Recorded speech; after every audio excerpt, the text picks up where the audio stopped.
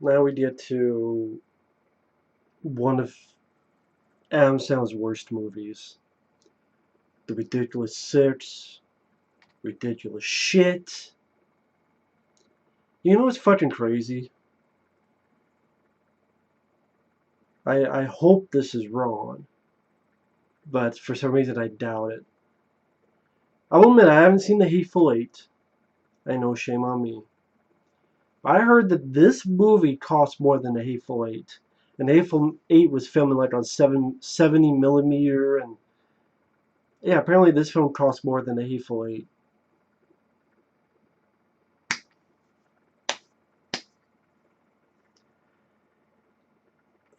And I don't know why.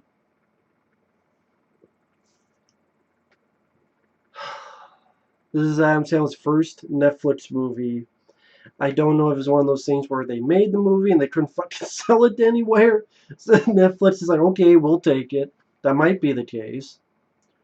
But Adam Sandler, when we do it, you sign this deal. Or if it's specifically made for Netflix. I don't know the whole details. But this is the start of his Netflix, where you also have the do-over, which was okay. I'll admit that, which I'll talk about. Better than this. It has its problems, but the do-over wasn't that bad. The other stuff I'll talk about. Maybe, I don't know. Because even I'm getting burned out on this Adam Sandler stuff.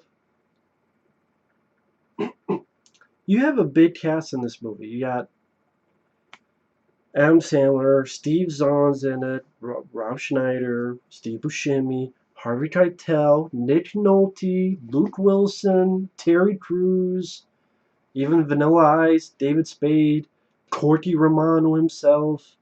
He has a role. Will Forte, I believe. Nick Swardson. Sandler was a white kid who was raised by Native Americans. His mom was killed when he was a kid. Cut to now. Uh, you don't find that out until later. Sandler meets up with Steve Zahn, who owns the store, and Steve Zahn has this weird eyeball. And this eyeball game, like, was a left eyeball game, tries to attack his wife, who is Smoking Fox. That's her Native American name, Smoking Fox. And Sandler, in his Native American clothes, he's so fast, he'll walk on his hands in super speed to beat up a guy, come back in the span of throwing a bag of flour in the air. Or he'll put flour in the air and beat these people up and leave like one guy upside down with a cleaver by his crotch. Yeah, I saw this over-the-top shtick done better in Zohan. You Don't Mess with the Zohan, which I thought was a much funnier movie than this. This, one of his big jokes is Rob Schneider having a donkey that can projectile shit diarrhea form on someone so hard that they fly back. Rob Schneider's burrow. And this film can suck donkey dick.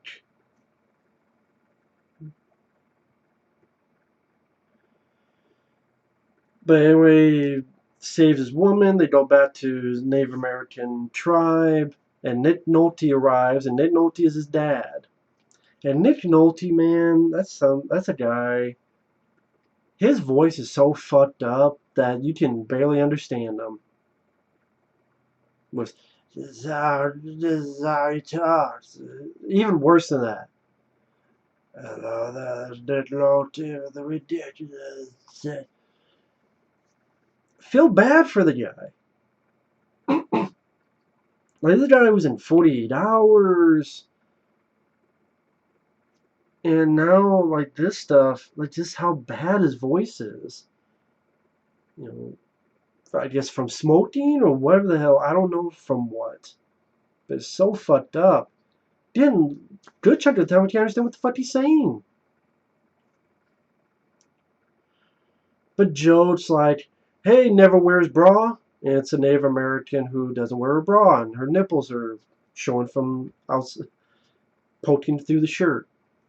Good morning, never wears bra. That's her Native American name. Oh, Danny Trejo's in the film. Just him and some guys arrive, and they take Nick Nolte. So Adam Sandler wants to get his dad back, so he dresses up as a cowboy. I can't just the jokes in this.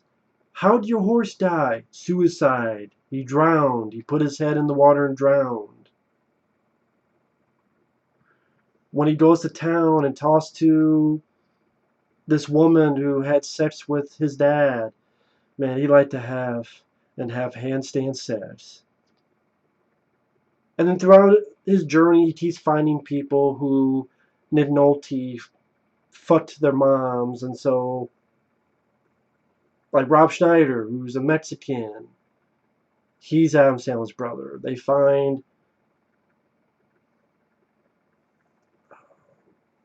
Taylor Lautner, who's annoying as hell, as well Little Pete, who's that golly gee, who has a pea brain, and he's totally like, golly gee, how's it going? Wow. Fucking Taylor Lautner, why the fuck are you in this movie? Oh, because you were in Grown Ups too, that's why. If you didn't think Taylor Lautner was annoying enough, have him talk like that. God dang, he fell on his pooper. How about you fall on my... I was going to think of something witty, but this movie doesn't deserve it. This movie didn't give me anything witty. Didn't give me anything funny. And it's an hour and 58 minutes long. Jesus. Curses this movie. And even what made him say, fuck you. And then do this.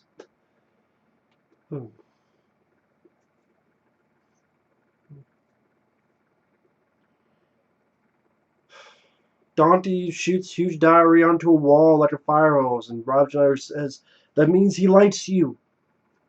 The Dante shits on this bank guy to make him fly back so that those two, and then Taylor Lautner goes with them and steals some shit, because Adam Sandler's going to steal this money from people who don't deserve it to pay off these bad guys to save his dad.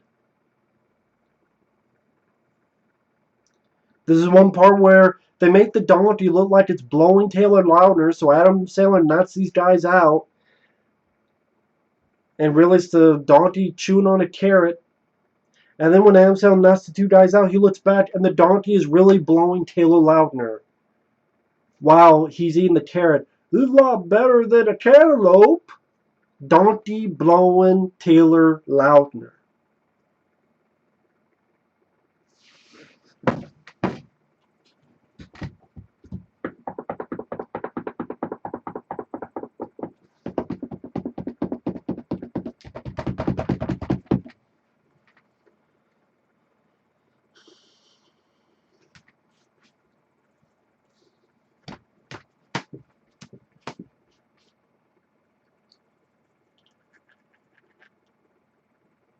I'm not even pre-planning all this shit I'm doing, just instinct. There's one moment that he cuts a dick off a fly.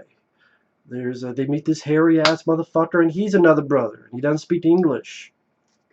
And then the four of them meet up with Steve Buscemi, who's his barber, but he's also everything else. So he sticks a finger up the donkey's ass to see if it's sick, and then puts it in Taylor Lautner's mouth because, ooh, I took your tooth out. This'll help.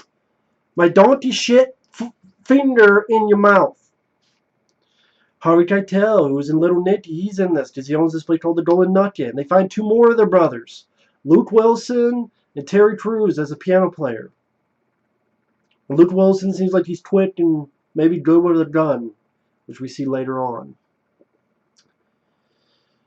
And then they decide to steal from Harvey Keitel, the six of them. That's why it's the ridiculous six. And Adam Sandler somehow makes it seem like Harvey Keitel's place is a haunted house by doing all these voices and making a doll move by itself. And they steal this thing and they get outside. Harvey Keitel has them. Rob Schneider tries to knock him out, but he accidentally cuts Harvey Keitel's head off.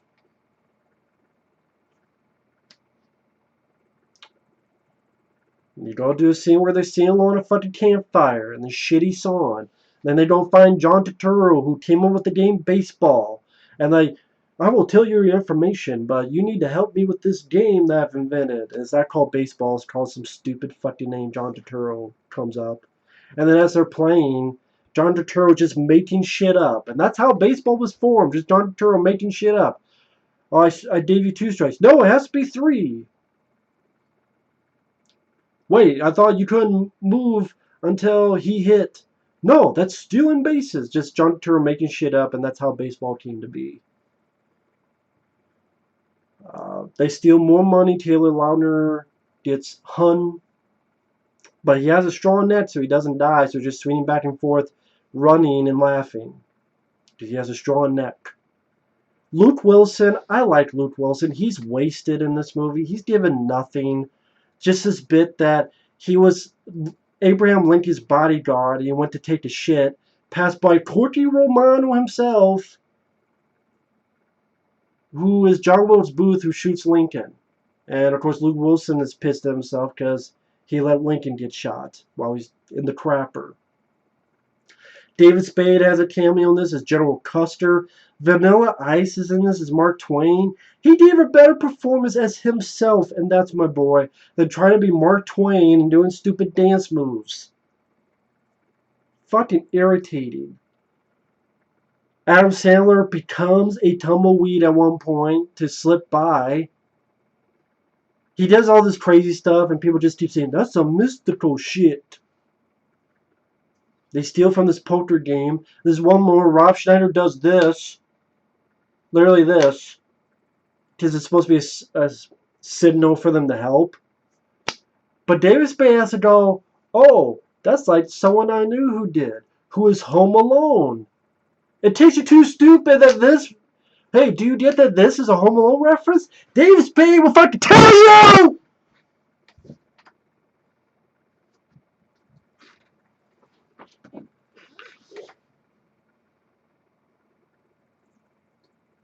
This is one of his worst movies, Adam Sandler. And I've seen almost all of his movies. I haven't reviewed them all. This is a couple like The Waterboy, 8 Crazy Nights. I'll watch another day. Spanglish. I mean, I didn't think I would watch this many. Because I pre-recorded a bunch. You know, I had watched and pre-recorded a bunch. And then, you know, I'll watch some more. And then I figure, you know, I just put on this shirt just to make it consistent. You know, go out on the road with a different shirt. And then, oh, I'll put on this shirt because I wore it for pretty much the rest. Just be consistent since I'm reviewing, you know, who gives a fuck? I'd rather talk about my fucking shirt! My fucking chest!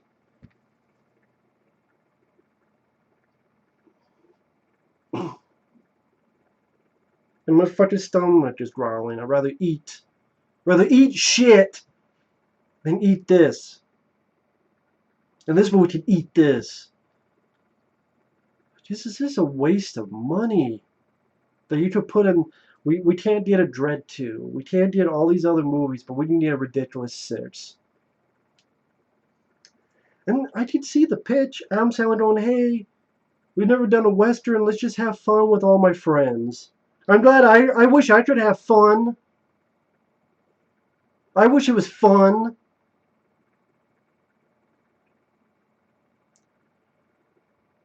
They do this thing where the Left Eye gang steal their money.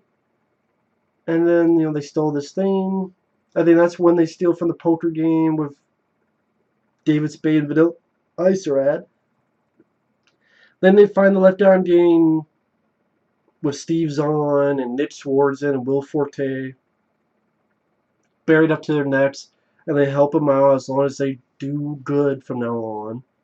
And then that gang helps them at the end.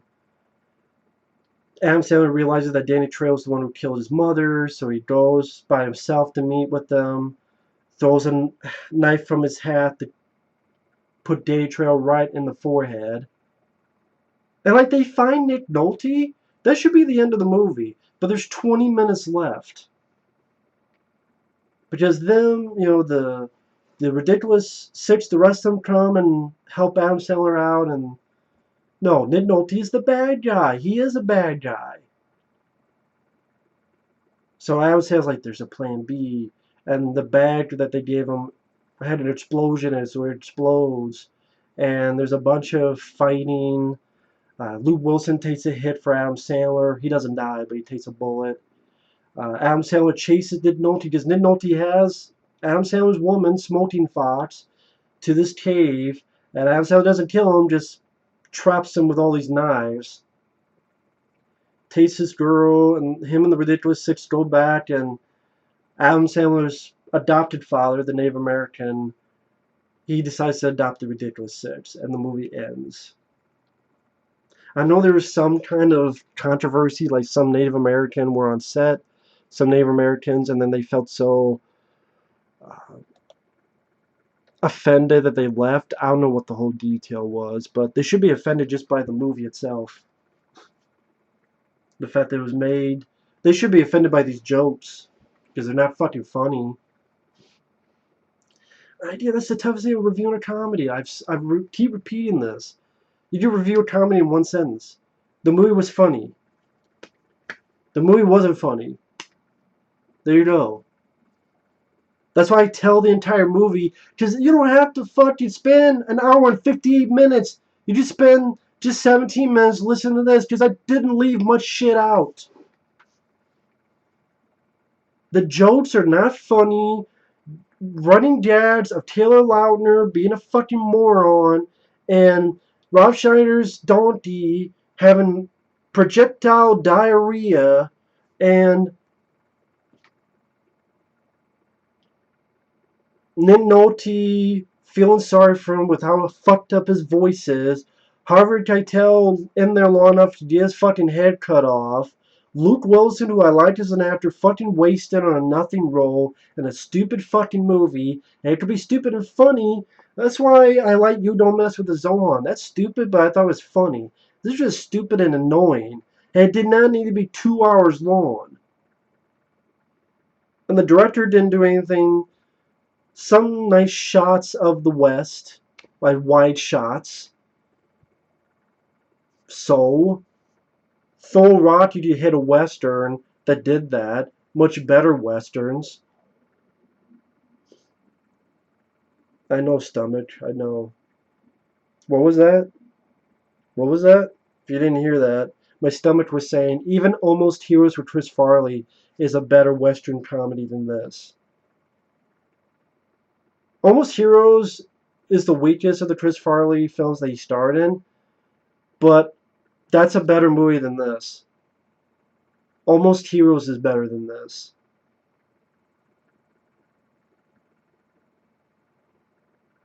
I hate to say it, I would almost rather watch Whiting's East than this. And I don't like Whiting's East. That's the more depressing because John Candy died in the middle of it. And you could tell because they had to redo and reuse scenes. But I would still rather watch that movie than this.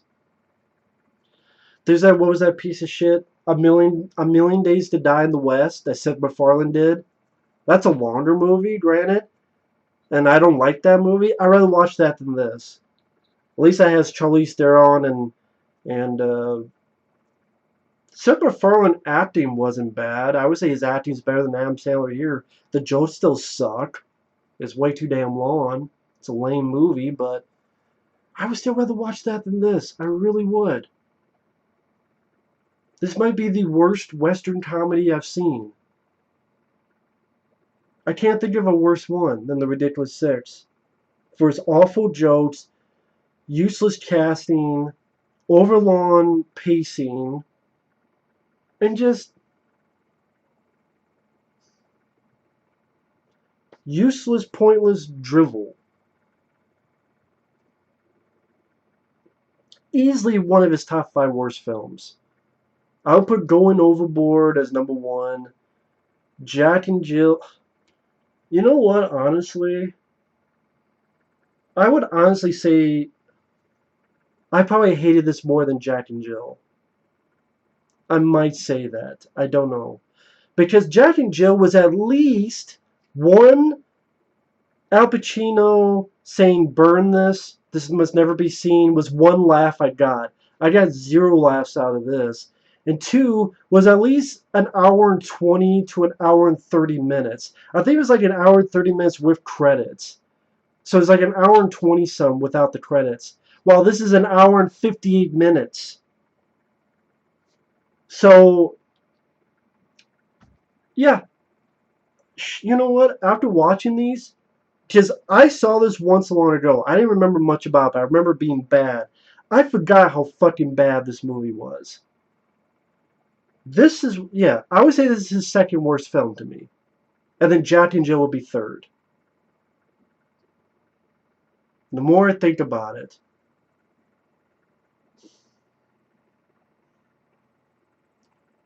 I mean, I think by instinct, I'll say Jack and Jill, because it's like if I don't say that, I'll look like a moron. So if, in these next reviews, if I say that, it's out of reflex, because I know going overboard is always going to be number one. That's the most painful. And Jack and Jill is like the automatic number two. But it's like, my brain is trying to forget about this movie, and really, this is the second worst Adam Sandler film, in my opinion. I can't believe I'm saying that. I would rather watch Jack and Jill than this, because it's like a half hour shorter. It's a half hour shorter.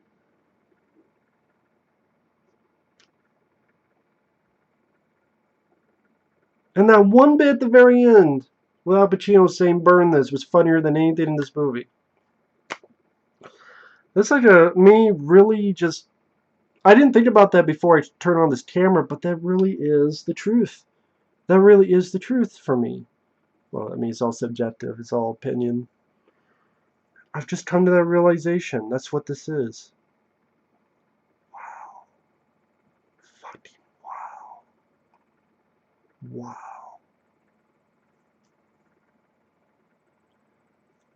I actually recorded a review of Pixels, which came out after this, but I already pre-recorded that. I don't know if I mentioned.